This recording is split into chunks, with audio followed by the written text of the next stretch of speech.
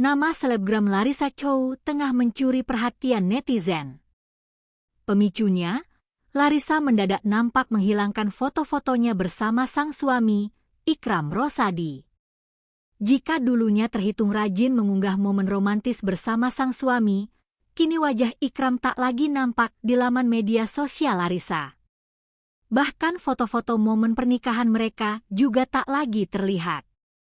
Selain situasi itu, isi caption dalam unggahan terakhir Larissa juga memicu tanda tanya fans soal kondisi rumah tangga sang selebgram.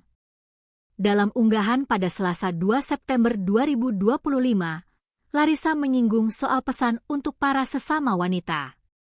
Para wanita, tetaplah berkelas, tenang, dan tak terganggu. Ingatlah, setiap kali kamu bereaksi, kamu sedang memberikan kekuatanmu kepada mereka yang tidak pantas mendapatkannya. Fokuslah untuk memperbaiki diri dan lindungi energimu. Allahumma barik. Netizen yang penasaran langsung mengomentari postingannya. Rata-rata mereka mempertanyakan kondisi rumah tangga Larissa dan Ikram.